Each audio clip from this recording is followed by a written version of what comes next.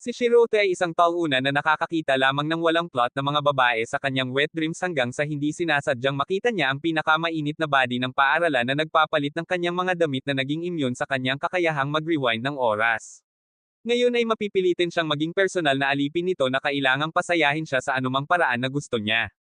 Sa araw na nagsimula ang lahat, si Shirota ay gumagala sa kanyang mga iniisip tungkol sa kanyang kalunos-lunos na mababang buhay na pag-iral, lalo na kung gaano kalaki ang pagkakaiba nito sa kanyang kaklase na si Takamine, ang pinaka-hot at perpektong diyosa ng paaralan.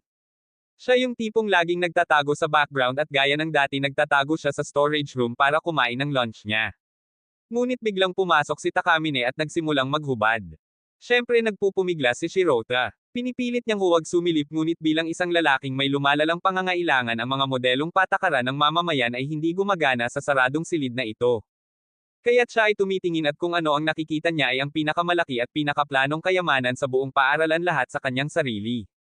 Ang pananaw na iyon ay tumatatak sa kanyang memorya, ngunit ang bagay na gumugulo sa kanyang isipan ay kung bakit ang dakilang Takamine ay kailangang magpalit ng lihim at hindi sa banyo. Pagkaraan ng araw na iyon, natatanggap ng lahat ang kanilang mga resulta ng pagsusulit at hindi kailanman hinihiling ni Shirota na magkaroon ng magandang marka. Ngunit ngayon nakakakuha siya ng 52 na medyo mataas para sa kanyang makinis na utak. Ngunit sa sorpresa ng lahat, ang diyosa na si Takamine ang palaging straight 100 kahit papaano ay nakakuha ng mababang 78. Nagbubulungan ang klase tungkol sa kanyang naputol na guhit. Si Takamine na mukhang nanginginig ay nagtanong kung sinusuri ito ng guro ng 2 beses, ngunit tiniyak niya sa kanya na mayroon siya. Mula sa likuran, napansin ni Shirota ang biglang pagbabago ng kilos ni Takamine. Lumayo siya sa mga mesa at pagkatapos ay may hindi maisip na mangyayari. Inilagay ni Takamine ang kanyang mga kamay sa ilalim ng kanyang palda at hinubad ang kanyang pitch protector.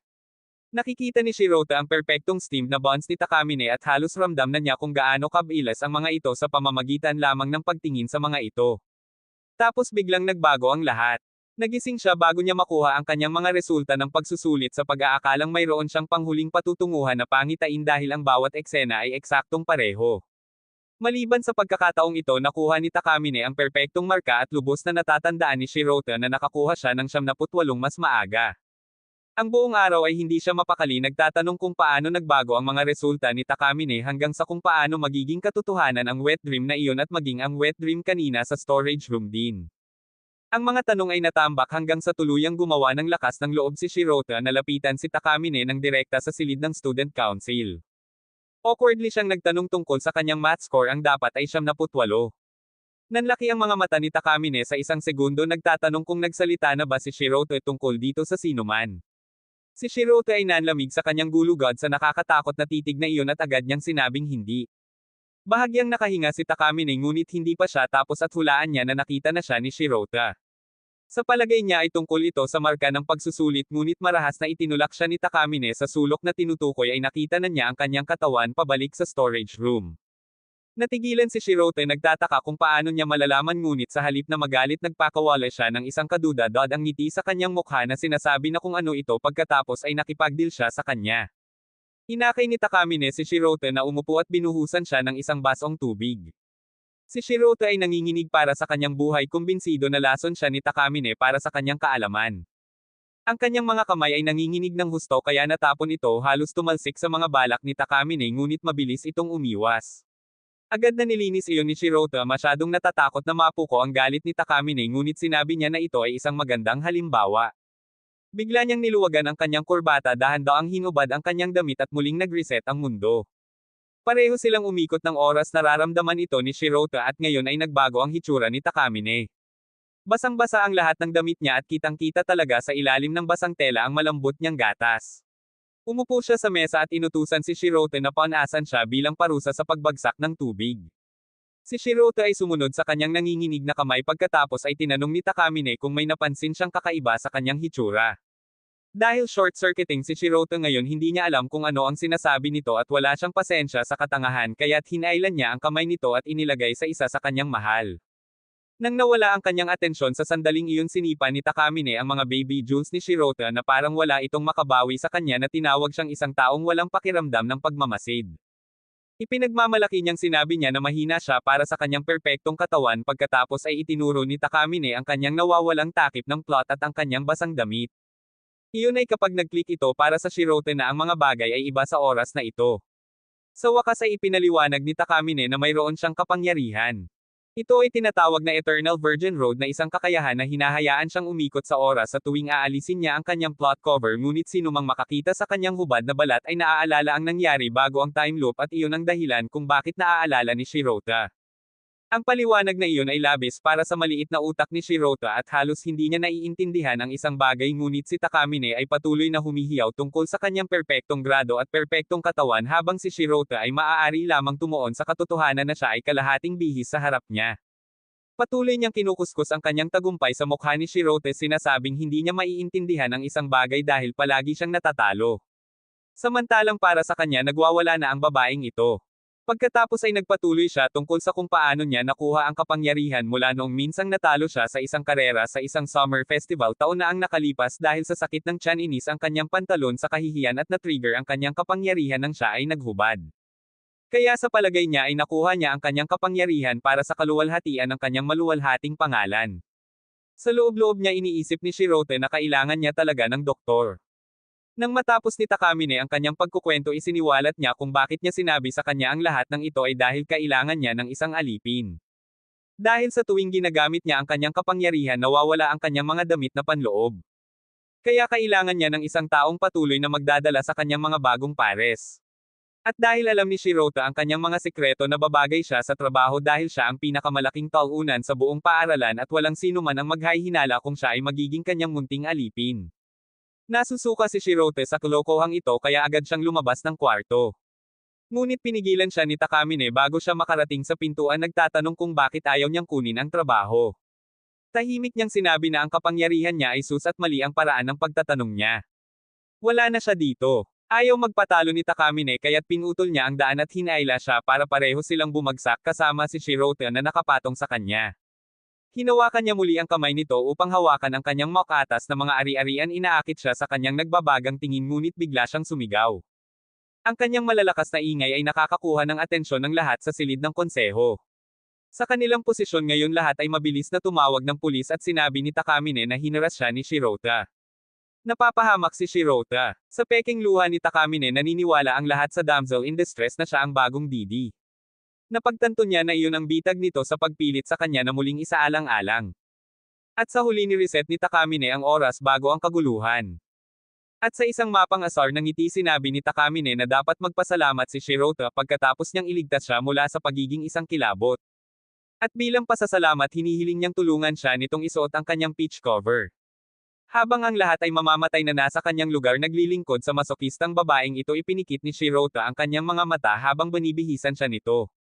Napansin ni Takamine tinutuya siya bilang isang kalunos-lunos na kawawa dahil sa pagpikit ng kanyang mga mata ngayon kahit na siya ay sumikat kanina. Bumagsak si Shirota sa sahig bilang paghingi ng tawad, na nanumpa na ito ay isang aksidente at pinag-aaralan siya ni Takamine na napagtanto na sa kabila ng lahat, inamin niya na mayroon pa rin siyang dating magandang panig. Nang gabing iyon, napanaginipan ni Shirota si Takamine mula sa kung paano mahina ang kanyang katawan sa harap niya hanggang sa kung paano niya ito niloloko na nagtatapos sa pagpasok ng mga pulis upang arestuhin siya. Nagising siya na nag-hyperventilate, na aalala pa rin niya ang pangyayaring iyon. Sa sandaling iyon, tumunog ang kanyang telepono at nakita niya na ito ay isang mensahe mula kay Takamine na naglalaman ng isang larawan ng kanyang sarili at isang babala sa kanya na nagpapaalala sa kanya na ito ang kanyang unang araw bilang kanyang alipin. Habang papunta sa paaralan, nag-aalala si Shirota kung anong uri ng gawain ang ibibigay niya sa kanya. Sa likuran niya dumating ang Diyosa mismo, si Takamine, at dinagsa siya ng mga estudyante ng mga pagbati na tila siya ay banal. Ngunit hindi niya maiwasang isipin kung paanong ang isang taong sinasamba na tulad niya ay maaaring maging diablo sa disguise. Ang mga lalaki sa malapit na bar sa inggit, ngunit siya ay walang pakialam at lean sa kanyang tainga, whispering sa kanya na pumunta sa silid ng konseho kaagad. Sa loob, nakakaramdam ng kaba si Shirota na nasa parehong silid na may isang psychotic hottie. Tinukso siya ni Takamine na kinakabahan na sinasabi na sila ay Panginoon at alipin bago pinutol sa punto sa pamamagitan ng pag-abot sa kanya ng isang bag na puno ng kanyang mga protector ng peach. Ipinaliwanag lang niya na ang kanyang trabaho ay ang magdala ng bag at maging handa na magbigay sa kanya ng mga damit na panloob sa tuwing kailangan niya. Sinubukan ni Shirote na tumanggi na sinasabi kung gaano ito kadelikado ngunit ipinaalala ni Takamine sa kanya na ang kanyang kapangyarihan ay hindi matyaga at kung siya ay lumalaban maaari niyang i-rewind ang oras at ihulog siya pabalik sa sandaling nakita siya ng lahat bilang isang kilabot. Ang pag-iisip na iyon lamang ang sumisira sa kanya at atubili siyang sumang-ayon. Nakangiti si Takamine inaalis ang butones ng kanyang shirt nangako sa kanya ng gantimpala para sa pagiging isang mabuting maliit na doggy. Nanginginig si Shiroto habang pinadaos-dos ni Takamine ang kanyang paa sa ilalim ng kanyang paanan at amba siya sa kanyang likod. She hovers above him teasing pretending she was about to take off her peach cover hanggang sa pumikit siya at nagmakaawa sa kanya na huminto. Ngumisi siya nasasarapan sa pagiging nasa itaas ngunit sa huli ay humiwalay. Inamin niya na mas mabuti kung susundin siya nito ng walang pagbabanta at dahil may kahihiyan pa rin siya ayaw niyang makita ng iba ang kanyang kasuotan ngunit dahil may tiwala siya rito exception si Shirota. Ang biglaang mahiyain niyang pag-uugali ay nakakabighani sa kanya at ang lumalalang pagnanasa ay gumagapang sa kanya ngunit umiling siya mabilis na binago ang paksa sa pamamagitan ng pagtatanong kung wala ba talaga itong nararamdaman para sa kanya.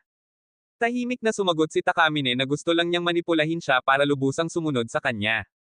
Ang kanyang katapatan ay sinasaksak sa kanya at nagpa siya itong umalis para sa klase ngunit pinigilan siya nito ng panunukso na sinasabi na ang damit na panloob ay hindi para sa kanyang personal na koleksyon.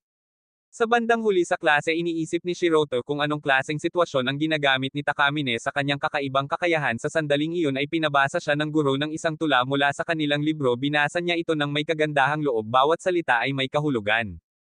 Nang matapos siya pinupuri siya ng guro. Iniisip ni Shiroto kung gaano siya kahanga-hanga sa paniniwalang hindi niya gagamitin ng madalas ang kanyang kakayahan. Ngunit may simoy ng hangin na dumaan sa bintana at sinabihan ng guro ang isang estudyante na isara ito. Biglang tumayo si Takamine at sinabing gusto niya itong gawing muli na ikinagulat ni Shirota. Sa harap ng lahat inaalis niya ang kanyang fish smell repellent na pinapagana ang kanyang kakayahang ibalik ang oras. Nagre-rewind ang lahat bago niya basahin. Kapag tinawag siyang muli ng guro nagsimula siyang muli sa pagkakataong ito ay tamang-tama ang timing ng kanyang boses sa hanging umiihip sa silid-aralan. Ibinabalik ng kanyang pagganap ang lahat sa kanilang imahinasyon sa isang sinaunang mundo simple at dalisay. Sa pamamagitan ng hangin sa kanyang tabi ang kanyang pagbabasa ay parang isang eksena mula sa kasaysayan. Ang buong klase ay nagbibigay sa kanya ng standing ovation. Nakatingin siya ng diretso kay Shirota nakangiti sa tagumpay. Napagtanto ni Shirota na kung gagamitin niya ang kanyang kapangyarihan para sa kahit maliit na bagay siya ang magsusuot ng mga pangilalim na damit sa kanya ng hindi mabilang na beses. Sa sandaling iyon binato siya ni Takamine ng ball ang papel na sinasabi sa kanya na magmadali. Alam ni Shirota na oras na para sa kanyang gawain. Lumingalinga siya sa paligid at napagdesisyonan na imposibleng maibalik ang kanyang undergarments ngayon kaya plano niyang maghintay hanggang sa magpahinga. Ngunit si Takamine na handa na ay iniwan ang kanyang pambura sa sahig malapit sa kanya senyales sa kanya na kunin ito at gamitin ang pagkakataong iyon para tulungan siya. Bagamat nag-aalangan na alala ni Shirota kung paano niya maibabalik ang oras para iligtas siya sa kulungan. Nang walang pagpipilian pinilit niyang kumilos na nakatago sa kanyang bulsa ang kanyang mga damit na panloob. Pumupunta siya para kunin ang pambura at kapag walang nakatingin dahan-daang inilalagay ang mga ito sa mga payat na binti ni Takamine bago naglakad pabalik sa kanyang upuan nang makitang walang nakapansin ay tahimik niyang ipinagdiriwang ang kanyang tagumpay. Ngunit nang lumingon siya nakita niyang hindi niya ito naisuot ng maayos at malapit na itong mad-ulash. Sumenya si Takamine sa kanya na ayusin ito tumatangging mag-ayos ng mga ito. Nagsimulang tumawag ang guro ng mga pangalan para ibalik ang mga libro at naisip ni Shirota ang kakilakilabot na paglalakad ni Takamine sa harapan ang kanyang mga damit na panloob ay nahulog sa sahig pagkatapos ay naghahanap ng paraan para sisihin siya na sinisira ang kanyang buhay. Pagkatapos ay naaalala niya ang minsang sinabi nito na bagaman mahihiya siya kung makita ng iba ang kanyang mga pangilalim na kasuotan wala siyang pakialam kung siya ang makakita nito. Sa pag-iisip na iyon gumawa ng desisyon si Shirota. Kapag tinawag ang kanyang pangalan pumunta siya sa harapan. Tinanong siya ng guro ngunit nagsisinungaling siya na sinasabing nagkamali siya ng narinig. Dahil nandoon na siya sinabihan siya ng guro na iabot kay Takamine ang kanyang libro. Nagpapasalamat siya sa kanya tulad ng ginagawa niya at nagtataka siya kung bakit nararamdaman niya ang pangangailangang protektahan siya. Habang siya ay tumalikod na para umalis si Takamine ay naipit ang kanyang paa sa kanya na inutusan siyang ayusin ng maayos ang kanyang mga damit na panloob. Nang walang paraan ginamit ni Shirota ang kanyang binti upang dahan-daang itulak ito sa kanyang hita na nararamdaman ang kanyang makatas na init gaya ng ginagawa niya. Biglang tinawag ng guro ang pangalan ni Shirota. Nagulat itinulak niya ito nang napakalayo sinisipilyo ang kanyang matamis na lugar at pinalabas siya ng masasayang tili. Kapag tinanong niya kung okay lang siya pinipilit niyang okay lang siya. Nang maglaon sa silid ng student council sinabi sa kanya ni Shirota na hindi siya kapanipaniwala ngunit tumugon siya na sinusubok lang siya nito para makita kung ano ang kaya niya. Kapag tinanong niya kung ano ang gagawin niya kung hindi niya dinala ang kanyang libro sinabi niyang hindi niya naisip ang tungkol dito dahil lubos siyang nagtitiwala sa kanya. Pagkatapos ay tinanong niya kung bakit siya iniligtas niya mula sa kahihiyan at hindi niya alam ang sagot kung bakit. Tinutokso siya ni Takamine na nagmumungkahi na ito ay dahil gusto niya na siya lamang ang nakakakita sa kanyang mga tagapagtanggol ng pitch.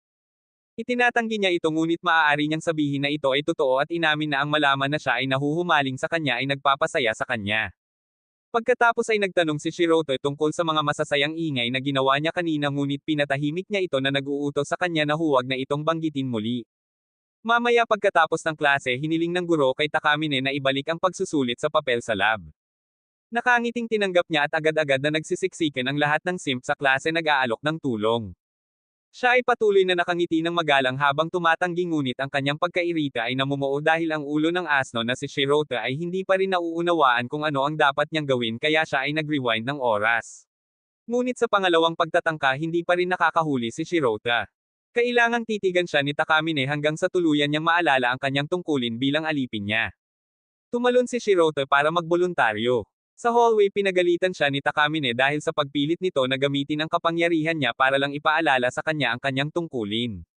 Yumuko si Shirota humihingi ng paumanhin habang isinusuot niya ang kanyang undies sa wakas ay napagtanto niya ang kanyang posisyon. Nagpatuloy sila patungo sa lab ngunit ang kanilang daan ay hinaranggan ng ibang mga estudyante na sabik na tumulong kay Takamine. Natigilan si Shirota sa sobrang paghanga niya dahil mukha nga siyang diyosa sa paaralang ito. Iniisip niya na kung mayroon man lang siyang kaunting pribilehiyo magiging mas madali ang buhay. Sa kanyang sorpresa si Takamine ay nakikipag-usap ng masigla sa kanyang mga tagahanga na walang casual na inaalala ang maraming detalye tungkol sa kanilang buhay. Nang maglaon sinubukan ni Shirota na magsalita pinupuri siya sa kung paano niya hinahawakan ang maraming dudes ng napakadali. Tumalikod si Takamine at sinabihan siyang huwag siyang ikumpara sa isang Pornhub actress na gumaganap ng libre para sa lahat. Pero kahit isa siya gusto pa rin niyang maging number one.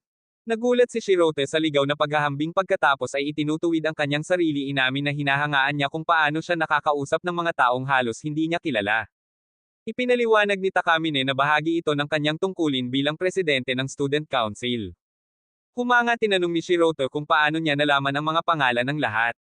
Casual niyang sinagot na kabisado niya ang lahat sa loob ng isang araw ng pagiging presidente. At dahil kilala siya ng lahat dapat kilala niya ang lahat bilang kapalit kung hindi matatalo siya. Hindi makapaniwala si Shirota kung gaano siya mapagkompetensya tungkol sa isang bagay na iyon ngunit iginagalang niya siya sa pagsisikap na maabot kung nasaan siya at iniisip kung ano ang nagtutulak sa kanya upang itulak ang sarili hanggang ngayon. Pagkatapos ay binanggit ni Takamine na alam niya ang lahat ng profile ng mga mag-aaral kabilang ang kanyang. Nagsisimula siyang ibuhos kung saan siya nakatira ang kanyang paboritong kategorya ng guning at maging ang kanyang kahangahangang siyam na incher. Si Shirota ay namangha ngunit nahihiya sa kanyang natapon na tsaa tungkol sa kanya at siya ay bumubulusok nagtatanong kung talagang alam niya ito tungkol sa lahat. Napatigil siya sa tanong na iyon dahil ayaw niyang pinagdududahan siya. Sa isang matalim na titig tinanong niya kung ipinahihiwatig niya na siya ay isang stalker. Pagkatapos ay malamig niyang itinuro ang isa pa sa kanyang mga ugali labis na ipinahayag sa sarili at may palihim ng ngiti medyo lumalala. Natigilan si Shirota sa kanyang huling sinabi at sumando si Takamine nagtatanong kung siya ay mali. Naguguluhan tumalikod siya iginiit na hindi siya sisigot at naayaw pa rin niyang tingnan siya ng nakakatakot na mga mata. Iyon ay sumasakit sa kanyang pagmamataas kaya't hinawakan niya ang kanyang binti na nagpabagsak sa kanya sa sahig. Then while standing over him she challenges him asking that if she likes being looked at by him ano ang gagawin niya. Umiikot ang isip ni Shirota nang makitang hanggang dito na lang siya tinutokso ng diyosa ng paaralan kahit na inaalis niya ang butones ng shirt niya para lang makita ang reaksyon nito. Sa gulat sinabi niya na kailangan nilang maging mag-asawa bago niya iyon masagot ng totoo. Kumurap si Takamine pagkatapos ay tumawa hindi inaasahan ang sagot na iyon. Ibinaba ang aksyon umupo siya sa tabi niya mahinang nagtatanong kung ano ang ibig niyang sabihin sa pagiging mag-asawa muna. Natarante si Shirota iginiit na hindi niya ito sinasadya bilang isang hiling at muli siyang tumawa na siyahan sa kung gaano siya kalampag pagkatapos ay bumangon at umalis sa kanya habang sinasabing gusto niya ang kanyang sagot. Naiwang naguguluhan si Shirota gusto niyang habulin siya ngunit napadpad siya sa hagdan at natamba. Mamaya pagkagising niya nasa klinik siya nakapatong ang ulo niya sa kondongen ni Takamine. Nagulat tinanong niya kung ano ang nangyari at ipinaliwanag niya na nahulog siya mula sa hagdan at dahil sa kabaitan ay binalik niya ang oras at dinala siya dito. Kapag nagpasalamat siya sa kanya itinutulak niya ang kanyang ulo pabalik sa kanyang snosno na ipinapahayag na ito ang kanyang bagong profile. Dahil nilalabanan niya ang mga panunokso nito binansagan niya itong mahinang birhen na sa mga mata nito ay nangangahulugang seryoso itong lalaki. Para sa isang maikling malambot na sandali sa pagitan nila sinira ito ni Takamine sa pamamagitan ng pagbanggit na wala siyang suot sa ilalim at tumayo si Shirota na pagtantong pagkatapos ng klase. Nagpanik siya dahil hindi niya nakuha ang kanyang remedial na pagsusulit sa gym at dapat na ulitin ang marathon lap. Determinado inamin niyang gusto niyang manalo kahit isang beses lang at ang determinasyong iyon ay humahanga kay Takamine. Kaya nagpa siya si Takamine na panoorin ang remedial ngunit hindi niya ito pinadali. Sa kalagitnaan ng Shirota ay nahuhuli na kaya huminto si Takamine sa kanyang pagtakbo itinuro ang kanyang kakilakilabot na porma ng pagtakbo ngunit ang malapit na contact at ang kanyang basang-basang pawis na kamisete ay nakatiklop sa kanya na parang pretzel. Inutusan niya siyang tapusin ang karera sa loob ng 30 minuto ngunit sa kabila ng kanyang paghihikayat nabigo siya. Ang iba ay pinasimple siya dahil sa kahihiyan ni Takamine pagkatapos niyang ayusin ang kanyang poster ngunit siya ay magpapatuloy sila hanggang sa siya ay magtagumpay. Sa pamamagitan nito hinubad niya ang kanyang plot armor at i-rewind ang oras. Ngunit sa pagkakataong ito halos hindi na nakikisabay si Shirota ngunit nagsimulang magplano ng kanyang paghingi ng tawad. Sinusundan ni Takamine ang mga lalaki na nakasakay sa bisikleta na sadyang ipinakita ang kanyang mga cake para makita ng lahat. Si Shirota ay nagpanik at sumugod sa kanya ayaw niyang makita ng ibang tao ang kanyang mahal at sa kabila ng lahat siya ang unang natapos. Ipinaalala ni Takamine sa kanya na mayroon pa siyang huling trabaho at sa likod ng mga puno ay isinuot niya ang kanyang peach cover. Tinutokso niya ito nagtatanong kung ano ang pakiramdam na manalo sa ilalim ng 30 minuto. Dahil sa pagod hindi man lang niya namalaya na nagawa na niya ito at for once inamin ni Shirota sa sarili niya na hindi niya akalain na mananalo siya ng kahit ano lalo na sa kanyang mga grado. Maaaring hindi gaanong ibig sabihin ang remedial ngunit masaya siya. Ang kanyang tunay na kagalakan ay nagpapasaya kay Takamine at nagpa siyang umuwi. Nang gabing iyon naalala ni Shirota na nasa kanya pa rin ang kanyang bag ng underwear. Balak niyang ibalik ito bukas ngunit ang paghawak lang nito ay umiikot na ang kanyang imahinasyon. Bago siya sumilip sa loob tumawag si Takamine hinihingi ang kanyang bag na ibalik dahil gusto niyang sumama sa isang night run.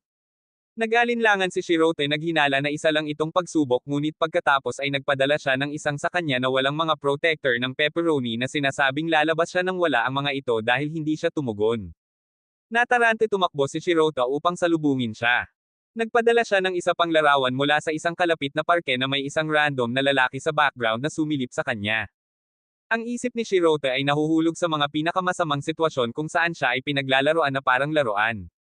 Sa totoo lang nagplano si Takamine na magkunwari ng paghingi ng tawad at umuwi na ginagawang panunokso ang lahat ngunit nang aktwal na nagpakita si Shirota lihim siyang natutuwa kahit na itinago niya ito sa ilalim ng kanyang sunere mask pinupuri siya sa mabilis nitong pagtugon at pag-alam sa kanyang lugar bilang kanyang alipin. Iginiit ni Shirota na hindi ito tungkol sa pagsunod at kung may nangyaring masama hindi niya maibabalik ang oras dahil wala siyang suot na panloob. Nagulat si Takamine sa kanyang matamis na sentimiento ngunit tinakpan ito ng isa pang panunokso na nagtatanong kung naisip niya na hinawakan siya ng iba.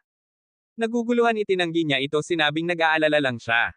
Lamambat ang kanyang mukha at sa unang pagkakataon taos puso siyang nagpasalamat sa kanya.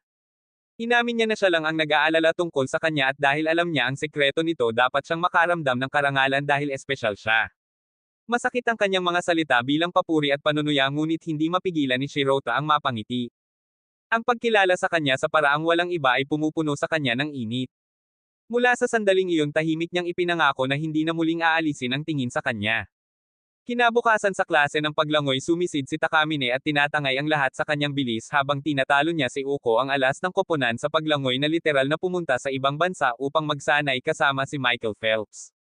Nang makalabas siya sa pool tumutulo ang tubig sa kanyang katawan na parang mock-atas na merienda pinakinang ng mga tao ang kanyang katanji tanging pangangatawan. Kahit si Shirota ay nagyelo na laglag ang pangangunit bago niya ito maproseso sinabi ni Takamine na gusto niyang gawing muli ang karera at biglang i-activate ang kanyang mga kapangyarihan. Umuurong ang oras at magsisimula muli ang karera. Sa pagkakataong ito lumangoy siya nang nakatalikod na kaharap tinitiyak na makikita ng buong klase ang kanyang jiggle physics sa aksyon. Hindi maintindihan ni Shiroto kung bakit kailangan niya ng muling pagkuha ngunit dahil sa perpektong anggulong iyon ay gusto niyang gawin ang mga bagay na may kinalaman sa Vaseline at ilang tissue.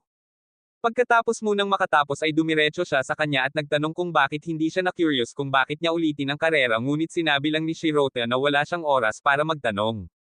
Sinabi niya na gusto lang niyang gumawa ng pangmatagalang impresyon isa na gagawin siyang material sa mga sesyon ng gun ng mga lalaki at pagkatapos ay mapanuksong tinanong si Shiroto kung aling pagganap ang nagbigay ng buong pagsaludo sa kanyang junior. Natigilan si Shiroto na pagtanto na kung aaminin niyang nagustuhan niya ang backstroke ibig sabihin ay pinagmamasdan niya ang kanyang katawan ngunit bago siya sumagot ay napansin ni Takamine ang pamumula nito at mas lalo siyang tinutokso sinabi na ang kanyang mga mata ay nagbigay na sa kanya ng sagot na gusto niya. Pagkatapos ay tinanong niya kung paano siya nag-rewind ng oras sa kabila ng hindi pagsusuot ng anumang mga tagapagtanggol ng plot at ipinahayag niya na isinakripisyo niya ang isa sa kanyang mga pasty sa pagkakataong ito ngunit ang pag-iisip lamang na siya ay nagsusuot lamang ng isang pepperoni na tagapagtanggol ay nagpapahirap sa kanya kaysa sa 1,000 dude sa harap ni Bonnie Blue. Lumapit si Takamine at bumulong sa kanyang tainga na manatili pagkatapos ng klase. Nang gabing iyon ay hinailan niya siya sa mall para bumili ng mga bagong protector ng Peach. Pinagpapawisan si Shiroto hindi alam kung saan titingin. Kapag tinanong niya kung bakit siya nandito ngumiti siya at sinabing kailangan niyang pumunta dahil alipin niya ito ngayon. Pagkatapos para lang pahirapan siya tinanong niya kung aling pares ang dapat niyang bilhin. Ibinubulong niya na ayos lang ang sinuman ngunit hindi niya ito pakakawalan kaya pinapili niya ito. Siya ay humawak ng random at hindi sinasadyang pumili ng pinakanakapangilabot na set na pinahiran ng Mia Khalifa sa tindahan. Tumatawa si Takamine at ini-model ito sa kanyang katawan na mukhang malapit na siyang mag-ikot ng hanky-panky. Dahil sa pagkataranta nagpalit siya ng purong puti para ay pakitang inosente siya pagkatapos ay pumitik sa itim dahil lihim siyang masama. Pagkatapos ay isinasaalang-alang niya ang pink para sa kanyang kabaitan ngunit sa desperasyon ay nagtatapos sa pagpili ng asul. Kapag tinanong niya kung bakit bumubulong siya na wala siyang dahilan.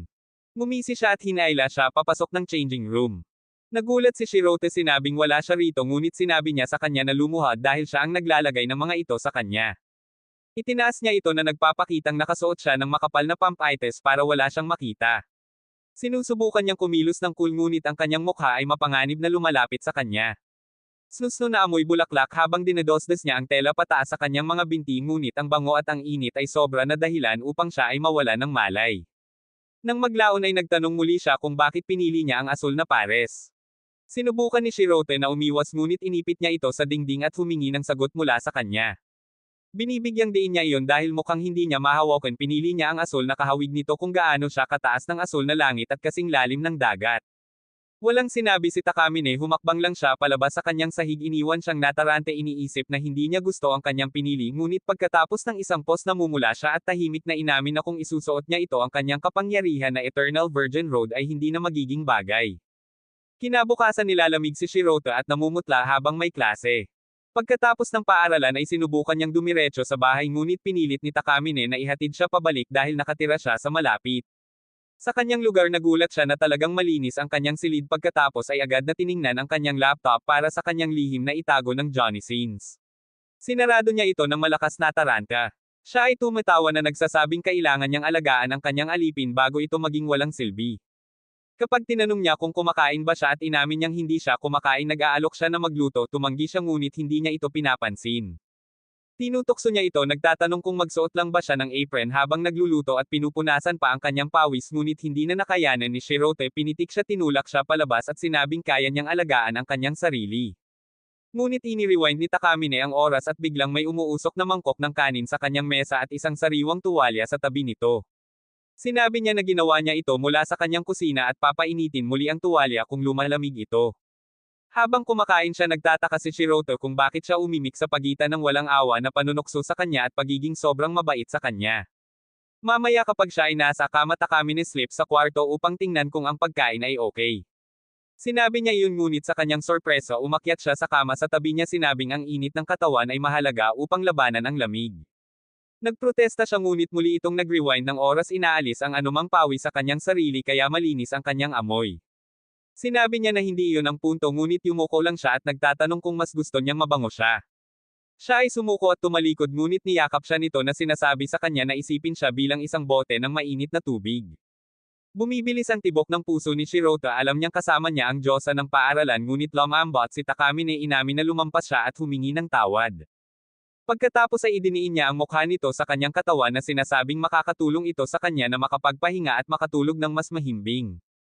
Binalaan niya siya na huwag makakuha ng mga nakakatawang ideya dahil para lang ito sa kanyang kalusugan, ngunit sa kanyang sorpresa sa unang pagkakataon ay hindi nakaramdam ng anumang marumi si Shiroto, ngunit sa halip ay nakakaramdam siya ng ligtas. Dahan-dahan niyang itinatanong kung ito lang ba ang pagiging mabait niya para matiyak na nananatili siya, at ang tanong na iyon ay nakakabigla sa kanya, ang kanyang puso ay tumitibok. Ibinuko niya ang kanyang bibig para sumagot, ngunit nakatulog si Shirota bago siya nakasagot. Sa kanyang pag-uwi ay nakita niya ang mga bata na tumatakbo at naaalala ang kanyang malungkot na pagkabata. Noon ay hindi siya nagkaroon ng mga kaibigan, ngunit minsan habang nagpapakain siya ng isang itim na pusa, lumitaw si Shirota at binigyan ito ng gatas kasama niya, at mula noong araw na iyon ay nagsimula siyang magkagusto sa kanya, ngunit hindi niya maalala. Pagbalik sa kanyang lugar ay nakikipaglaro siya sa parehong pasang si Kuro at bumubulong dito tungkol sa kung gaano katanga si Shirota, sa pag-iisip na ang pagiging mabait niya sa kanya ay para lamang manatili siya at hindi dahil talagang nagmamalasakit siya na ginagawa niya. Pagkaraan ng mga araw sa pagpunta sa paaralan, casual na ibinalita ni Takamine ang takdang aralin sa araw na iyon. Natigilan si Shirota dahil akala niya ito ay para sa tag-araw at hindi pa niya ito ginalaw. Napabuntong hininga siya sa pagkabigo na para bang naaawa sa guro na natigil sa mga idiot na tulad niya. Sa isang mapagmataas na tingin ay inalok niya ang kanyang tulong, ngunit kapalit lamang nito ay ipinangako niya ang kanyang walang hanggang pagkaalipin at tumahol para sa kanya na parang isang mabuting aso. Naiinis si Shirota sa pangungutya, ngunit ang kanyang paalala sa kanyang kakilakilabot na mga marka ay malalim, kaya ipinahayag niya na magsisikap siya sa kanyang sarili upang mailigtas ang sitwasyon sa pamamagitan ng klase at tanghalian. Nang marinig iyon, binati niya siya ng swerte, ngunit pinaalalahanan siya na huwag pabayaan ang kanyang mga tungkulin sa alipin. Mamaya sa klase si Shirota ay nagsusumikap sa kanyang mga takdang aralin. Nag-aalala kung matatapos siya sa tamang oras, tinawag si Takamine upang magsulat sa pisara, ngunit ang kanyang walang kamali-mali na imahe ay nasisire kapag nabangga siya ng guro. Sinisikap ni Shirota na gamitin niya ang kanyang kapangyarihan para i-rewind para iligtas ang kanyang aura, ngunit sa kanyang pagtataka ay hinayaan niya ito at patuloy na nagsusulat. Nang maglaon habang nagtatrabaho pa si Shirota, isang batang babae ang nagpasalamat kay Takamine sa pagpapayo sa kanya na bumili ng relo para sa kanyang crush. Ngunit binanggit din niya ang isang bagong bersyon ng relo na lumabas kinabukasan, at nag-alinlangan si Takamine na iniisip na dapat niyang baguhin ang nakaraan dahil doon, ngunit pinili niyang huwag i-rewind sa halip na sabihin sa kanya na palitan ito. Sa pagtatapos ng araw, sa wakas ay natapos si Shirota at nadatnan lamang si Takamine na nadadapa ng mahina sa koridor. Naalarma, nagmamadali siyang patatagin siya. Nilalagnat niya ito, ngunit ang kanyang maputlang mukha ay nagtataksil sa katotohanan na ito ang kabayaran ng kanyang pagpigil sa paggamit ng kanyang kapangyarihan. Siya ay bumagsak, iniwan si Shirota na tiyak na tama ang kanyang hinala na tumanggi siyang i-rewind upang maiwasang abalahin ang kanyang pag-aaral. Hinihimok niya itong i-rewind at ibalik ang sarili, ngunit tumanggi ito, itinulak ang pasanin sa kanya. Kapag nag-aalangan siya, ipinapaalala niya sa kanya na ang kanyang mga natapos na takdang aralin ay maglalaho kung siya ay nag-rewind. Sinabi ni Shirota na ayos lang dahil maaari niyang gawing muli ang mga ito at mas gusto niyang makita ang karaniwang masaya na si Takamine na ikinamulan niya. Habang umangat ang kanyang palda, maingat niyang idinausdas ang kanyang pitch na takip pababa, ngunit sa halip na ibalik ang buong araw, umiikot lang siya pabalik ng ilang segundo, binubura ang sandaling nahulog siya na sinasabing may pagmamalaki na tumanggi siyang i-rewind ang oras dahil lang sa sinabi niya. Sabay-sabay siyang bumababa sa hagdan, nangako siyang titingnan ang kanyang mga takdang aralin para hindi na ito maulit at tutulungan niya siya. Pagdating ng summer break, iniimbitahan niya ito sa kanyang bahay para tulungan siyang mag-aral. Mag-isang magkasama, itinatama niya ang kanyang mga pagkakamali, nagre-rewind sa tuwing nagkakamali siya ng tanong. Pagkatapos ay umalis siya upang magtimpla ng kape, ngunit hindi bago ihayag na ang kanyang mga magulang ay wala sa loob ng ilang araw, at ang mga salita ay nananatili sa isip ni Shirota hanggang sa siya ay yamakap na nagpapaalala sa kanya na siya ay mali-muli. Sa isang galaw ang kanyang shirt ay umaangat, ang kanyang plot cover ay dumulas at ang oras ay muling umuurong. Habang tumatakbo ang oras, tinutokso siya nito na sinasabing sadyang naglalaro itong tulala para makapag-overnight siya at gawin ang karumihan sa kanya. Ang kanyang natigilan na ekspresyon ay nagpapasigla lamang sa kanyang imahinasyon, ngunit sinabi niyang hindi sila nag-iisa dahil nandoon pa rin si Kuro, ang kanyang pusa. Dahil alam niyang hindi siya maaaring magkaroon ng mga alagang hayop sa bahay, nais ni Shirota na makita ito. Nagbabala siya na maaaring makagambala ito sa kanya, ngunit sumasang-ayon, mahinang bang ulong na malamang na namimiss din siya ng pusa. Ngunit bumalik siya nang wala ito na sinasabi na hindi niya alam kung nasaan ito kaya sa halip ay nagsusuot siya ng mga tainga ng pusa na idineklara ang kanyang sarili bilang kapalit. Siya ay tumututol sa hindi makapaniwala ngunit siya ay nakadapan nanginginig ang mga balakang nanginginig ang boses. Ang kanyang katawan ay nagtataksil sa kanya at ang kanyang junior ay gumagalaw habang ang kanyang pagkilos ay lumalakas. Kapag siya ay lumuhad naka-arching ang kanyang likod ang paningin ay halos nakatiklop sa kanya. Nagpatuloy siya sa pamamagitan ng pagkulot sa kondongan nito na nagpapahayag na magpapatuloy siya hanggang sa masiyahan siya. Sa oras na tapos na ang kanyang takdang aralin gabi na at sinisisi niya ito sa kanyang fanservice na nagiging sanhi nito. Nagbabala si Takami tungkol sa pag-ulan at pinalayas niya ito para lamang mabuksan ang pinto sa pagbuhos ng ulan. Kalmado iminumungkahi niyang manatili siya sa gabi at inilista ang lahat ng mga pangangailangan mula sa ekstrang futon, pagkain, banyo bago palihim na nag-aalok na hugasan ang kanyang likod sa anumang paraan na gusto niya. Agad siyang napatiklop ngunit bago magpatuloy ang pagtatalo ay isang kalmo sa pinto ang hudyat ng pagbabalik ni Kuro. Dinala niya ang pusa sa loob umaasang maaalala niya ang maliit na pusa ngunit pinaglalaroan lang niya ang pusa na ikinagulat niya. Ang mga ilaw ay biglang namatay na naglubog sa bahay sa kadiliman. Tinakpin ni Takami ang kanyang pagbabago ng mood nang may malamig na kalmado na kaupo sa kama at humihingi ng kwento para magpalipis ng oras. Kapag nabigo si Shirote pinipili niya ang tema ng mga alaala sa paaralan.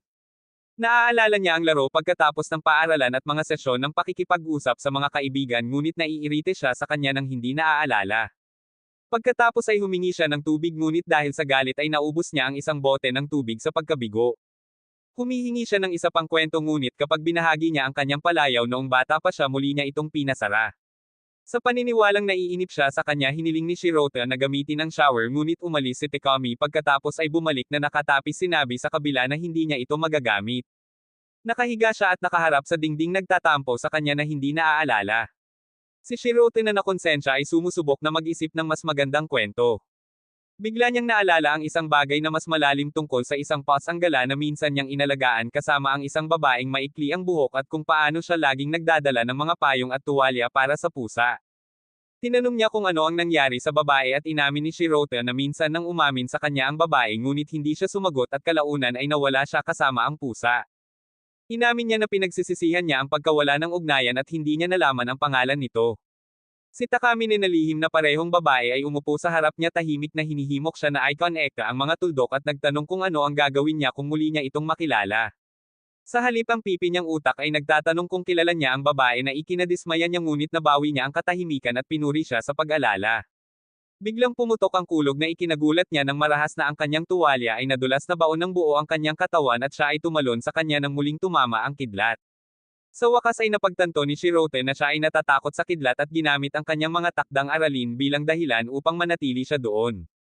Nakahiga sa ibabaw niya bumulong siya na gusto niyang i-undo ang sandaling ito ngunit dahil hindi gumagana ang kanyang kapangyarihan sa kanya nagmakaawa siya sa kanya na burahin ito sa kanyang memorya. Sa huli na natili siyang nakadikit sa kanya nanginginig sa kanyang mga bisig at sa unang pagkakataon nakita ni Shirote ang kanyang kahinaan na inilatag isang panig ng Takamine na hindi pa nakita ng iba. Nang muling bumukas ang ilaw mabilis na tumayo si Takamine binalot ang sarili ng tuwalya at tumungo sa kusina na nagsasabing may lulutuin siya. Sinubukan ni Shirote na ay protesta na ayos lang siya ngunit tinalikuran niya ito na sinasabing hindi ito para sa kanya kahit na nangako pa rin siyang ihahanda ang kanyang bahagi kung makikipaglaro siya. Dahil nag-iisa sila nagmumungkahi siya ng roleplay bilang bagong kasal at simple lang ang panuntunan. Kung tumanggi ang isa hindi na sila magkakarelasyon habang buhay. Nagmumura si Shirote tungkol sa katarantiduhan ngunit para kay Takamine ito ay perpekto. Para sa kanya siya ang pinakamadaling paglaruan isang tanga na hindi makatiis. Sa pagtatatag ng laro lumipad siya upang magluto. Nang tingnan siya ni Shirote natigilan siya nang makita si Takamine na parang isang buong dessert sa kanyang apron. Bago pa siya makapag-react iginiit niya na tretuhin siya nito tulad ng kanyang pinakamamahal na asawa. Awkwardly sumunod siya at pinasuot siya ng pitch protector. Natutuwa sinabihan niya ito na tulungan siya at nag-aalinlangan siyang itinakip sa katawan niya ang ilang plot armor para itago ang cheesecake display. Nang matapos iyon hiniling niya sa kanya na tumulong sa sopas ngunit si Shirote ay labis na naabala sa kanyang presensya kaya nasusunog niya ito. Inis na ini-rewind ni Takamine ang oras at bahagya siyang pinagalitan dahil sa pagiging pabaya. Sa kalaunan ay natapos na ang hapunan at nang hinangaan ni Shirote ang kanyang luto pinutol niya ito ng may banayad ng ngiti. Nakaupo malapit sa kanya pinilit niyang pakainin siya gaya ng ginagawa ng mag-asawa. Nanginginig at namumula hinahayaan siya nito. Bumibigat ang sandali nang tumalsik ang sabaw sa kanyang mga hita. Nagpanik siya nag-aalala ito ay mainit ngunit bago siya makakilos iniikot niya ang sitwasyon na sinasabi sa kanya na linisin itong kainin mula sa kanya ayaw niyang sayangin ang lasa ng sabaw na hinaluan ng kanyang pawis. Tumayo pa siya binigay sa kanya ang buong view ng makinis nitong balat at binti. Habang siya ay nanghihina binalikan niya ang sandali tinatawanan ito bilang isang biro. Idineklara niyang nasa kanya pa rin ang kanyang dignidad na iniwan siyang nalilito sa pagkalito hindi sigurado kung ano ang totoo at kung ano ang panunokso lamang. Tinapos nila ang hapunan at pagkatapos nag-aalok si Takamine na ihanda ang paligan. Nagboluntaryo si Shirote na gawin ang una ngunit tumanggi siya iginiit na dapat silang maligo ng magkasama tulad ng isang mag-asawa. Kapag siya ay nag-react sa pagkabigla siya ay tumawa lamang at sinabi na ito ay isa pang biro. Mamaya sa banyo siya sa wakas ay nagpapahinga naghahanap ng sabon. Ngunit biglang pumasok si Takamine nakabalot ng walang iba kundi isang tuwalya na kangiting polyhis at sinabi na dahil lang sa pagbibiro niya ay hindi nangangahulugan na siya ay titigil. Inikat niya ito sa isang tingin na nagpapakaba sa kanya pagkatapos ay tinutokso siya sa pag-iisip na maaaring gamitin niya ang kanyang shampoo sa masamang paraan. Bago niya may pagtanggol ang sarili ibinaba niya ang tuwalya na nagpapakita ng sobrang lantad na swimsuit na malapit sa paggawa ng video na ito na may rating na R. Sinubukan niyang umalis ngunit pinigilan niya ito na nagsasabing huhugasan niya siya at tinawag niya itong pagsasanay kapag naging asawa na siya. Nag-freeze si Shirote na tigilan sa kung gaano kalayo ang naiisip niya ngunit binabayaran niya ito bilang kabayaran sa pananatili. Nag-aatubili siyang tanggapin bagaman binabalaan niya siya na huwag lumampas sa dagat. Sa loob niya ay nakikipaglaban na siya sa mga paghihimok ang kanyang pagpipigil sa sarili ay pumuputok sa ilalim ng kanyang presensya. Kapag sinimulan niyang panasan ang kanyang likod ng sabon gamit ang kanyang mga kamay sinisikap niyang gambolain ang kanyang sarili sa pamamagitan ng pagbibilang ng mga numero sa kanyang ulo ngunit nabigo ito kapag may isang bagay na malambot at tumatalbog sa kanya. Naalarma umikot-ikot siya only to find her holding two balloons filling with water smirking at his panic. Nang matapos niya ang kanyang likod lumipat siya sa kanyang harapan at sinabing oras na para sa shampoo. Nagprotesta si Shirote na ang kanyang likod lamang ang ipinangako niya ngunit binaluktot niya ang kanyang mga salita sinabing hindi niya tinukoy kung aling bahagi. Sinimulan niyang hugasan ang kanyang buhok mabagal at maingat ang kanyang mga kamay. Sinusubukan niyang magtiis ngunit pagkatapos ay binanggit niya na sa kanya ang shampoo. Ang pag-iisip ay tumama sa kanya ng husto na pagtanto na siya ay amoy tulad ng kanya. Nagre-react ang katawan niya dumadaloy ang dugo pababa. Desperado siyang sinubukan siyang pigilan ngunit sa kanyang malamayan na paggalaw ang kanyang kamay ay bumagsak sa kanyang mga balak. Parehong nag-freeze saglit at pagkatapos ay ngumiti si Takamine ng polyhis tinutokso siyang muli dahil sa kanyang kawalan ng pasensya. Nagpanik siya tumalon sa tub para itago ang sarili ngunit nang mapagtanto niya kung ano ang sinusubukang itago ng mga kamay nito sa kanya mabilis siyang nagdahilan at idineklara niyang tapos na ang kanyang misyon. Nang maglaon nakahiga sa guest room near replay ni Shirote ang lahat ng nangyari sa banyo nagtataka kung paano napunta sa kanya si Takamine. Ang kanyang kapayapaan ay nagtatapos kapag siya ay kumatok na nagsasabi sa kanya na mag-set ng alarma pagkatapos ay pumasok ng hindi naghihintay. Siya ay tumalon sa kanya sa isang pantulog na nag-iiwan ng kaunti sa imahinasyon. Pag-hover sa ibabaw niya ipinaalala niya sa kanya na ang kanyang posisyon ay palaging nasa itaas. Napagtanto ni Shirote na ang kanyang walang humpay na panunokso ay dumating dahil nakita niya ang kanyang mahinang bahagi at ito ay kung paano niya muling iginiit ang kontrol.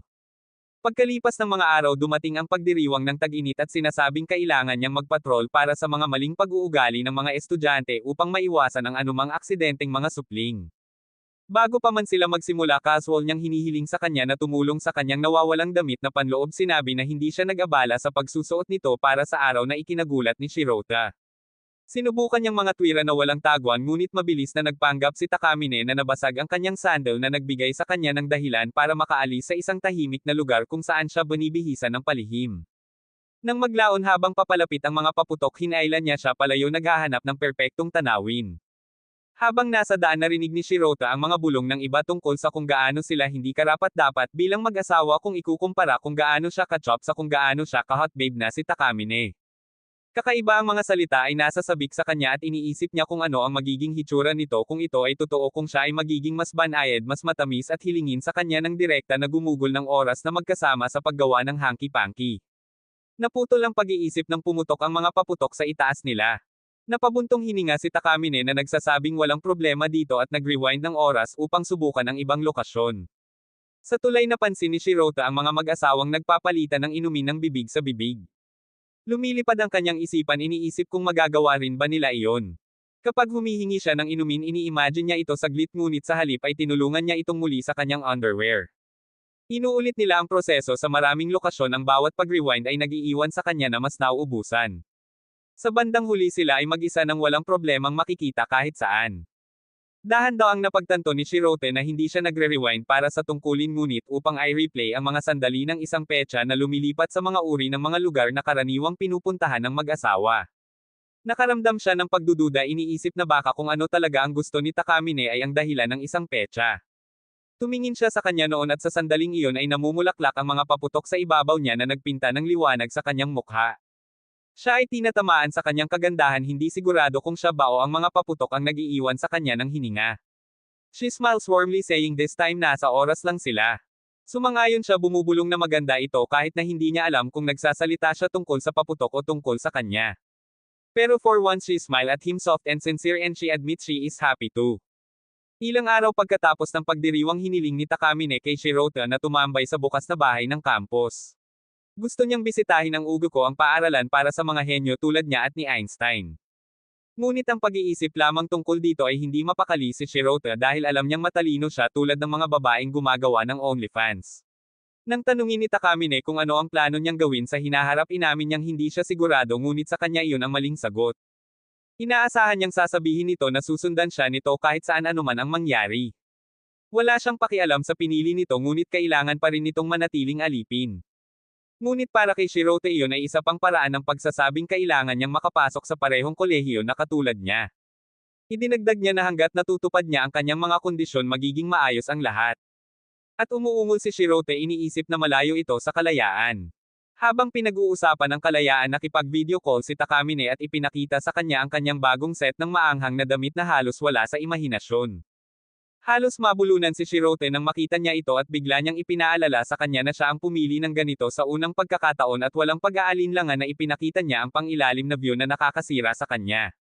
Tinukso ni Takamine na baka isang araw sa kolehiyo ay maaari siyang maging sugar baby para sa mga nakatatanda at magkaroon ng free for all sa kanila.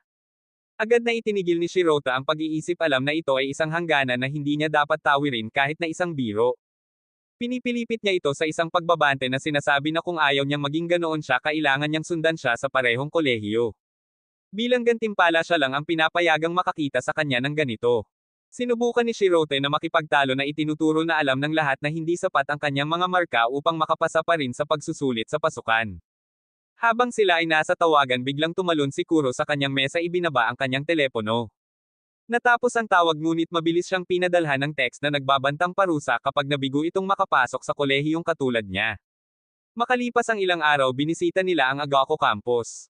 Naunang dumating si Shirote at nang lumitaw si Takamine, lahat ng mata ay lumingon sa kanya kahit na hindi siya nakadamit na parang nagkakahalaga siya ng $20 kada oras. Napansin niya at tinutokso si Shirote dahil sa sobrang titig niya, habang siya naman ay nahihiya ngunit hindi niya ito maitatanggi. Bigla itong pumwesto sa harapan niya, ipinaliwanag na sa kanya nakasalalay ang buhay kolehiyo niya dahil siya ang nagsilbing on-this career niya. Kung wala siya at may makakita sa kanya na nagbabago, maaaring malik ito at baka mauwi siya sa iskandalo. Para kay Shirote, nakakabaliw ang logic na iyon dahil mali na ang pagpapalit ng underwear sa klase at may mga banyo para sa isang dahilan. Nagulat si Takamine sa kanyang lohikal na pag-iisip at pinuri siya para dito, ngunit nabigo siya na hindi siya nahulog sa pain. Iniiba niya ang usapan, nagtatanong tungkol sa kanyang mga plano kahit na hindi pa siya nakakapagdesisyon, pinipilit niyang seryoso siyang mag-isip sa pagkakataong ito. Inamin ni Shirote na pinag-iisipan niyang magtrabaho sa halip na mag-aral sa kolehiyo, ngunit nag-freeze sandali si Takamine pagkatapos ay pinindot ito para sa mga dahilan. Ipinaliwanag niya na ang kanyang nakababatang kapatid na babae ay magsisimulang mag-aral sa susunod na taon, ibig sabihin mas maraming tuition fee para sa kanilang mga magulang, at dahil ayaw niyang maging pabigat sa kanila, pakiramdam niya ay wala sa kolehiyo na interesado siya. Imbes na mag-aral ng kalahating puso, naisip niyang mas mabuting magtrabaho at suklian ang kabutihan ng kanyang mga magulang.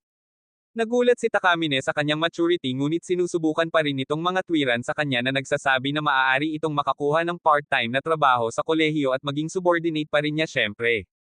Nang magsimula ang oryentasyon sa campus, si Takamine ay tila bahagyang nawala, ngunit mabilis niyang inayos ang sarili at sumali sa pagtatanghal. Nang matapos ito, matapang niyang itinaas ang kanyang kamay at nagtanong tungkol sa mga benepisyo ng pagtatapos sa institusyon. Nagulat ang lahat sa tanong niya. Ipinaliwanag ng lecturer na ang mga estudyante ay tumatanggap ng mga sertipiko para sa mataas na tagumpay at sa mga bihirang kaso ang mga lecturer ay nagbibigay ng mga sulat ng rekomendasyon para sa mga aplikasyon sa trabaho. Iniwan ito ni Takamine ngunit kahit papaano ay hindi siya nasisiyahan at nag-rewind ng oras. Inayos niya ang kanyang tanong at nagtanong tungkol sa mga pakinabang ng pagiging pinakamahusay na nagtapos sa unibersidad. Kahit na ang sagot ay nananatiling pareho siya ay tila mas maliwanag pagkatapos. Tinanong ni Shiroto kung ano ang nagbago at ipinaliwanag niya ang pagkakaiba sa pagitan ng institusyon at unibersidad at iginiit ang pagiging tiyak.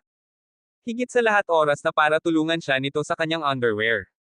Na-stress si Shiroto sa kahilingan ngunit tiniyak siya ni Takamine dahil salamat sa hubog na hugis ng mesa at ang kanilang posisyon sa itaas walang makakakita kung ano ang mangyayari sa ilalim nito. Matalo gumapang si Shiroto at mabilis na inayos ang kanyang damit na panloob. Tinutokso siya ni Takamine ikinulong ang kanyang ulo sa pagitan ng kanyang mga binti para magawa niya ito ng maayos. Mamaya sa kanilang pag-uwi inamin ni Shiroto na nasiyahan siya sa pamamasyal sa campus ngunit hindi pa rin niya maintindihan kung bakit binago nito ang kanyang tanong. Ipinaliwanag ni Takamine na gusto niyang maging diyosa na may alam sa lahat at para sa kanya mahalaga ang pagiging tiyak.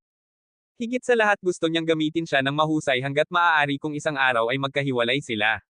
Sa sorpresa ni Shiroto inaasahan niyang ikakadena siya ni Takamine kahit saan ngunit sinabi niyang biro ito dahil hindi siya isang tyrant.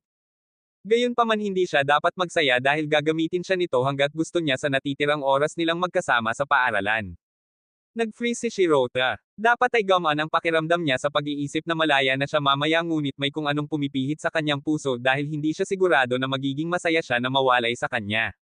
Kinabukasan sa paaralan hindi mapigilan ni Shiroto na muling i-replay ang hitsura ni Takamine kahapon kung paano siya malungkot. Kapag binati siya nito agad itong bumalik sa dati niyang sarili ngunit may napansin si Shiroto na mali. Kakaibang nakaupo ang palda ni Takamine at tinuturo ng mga estudyante ang mga telepono sa kanya. Kapag tahimik niyang sinabi sa kanya sinasabi niyang sinadya niya ito ngunit pagkatapos ay inayos pa rin ito na parang nag-aalala siya na ayaw nitong makita ng ibang mga lalaki ang kanyang mga cake. Habang nagpapatuloy sila napansin pa niyang isang medyas lang ang suot nito na lalong nagpalalim sa kanyang hinala na may mali sa kanya ngayon.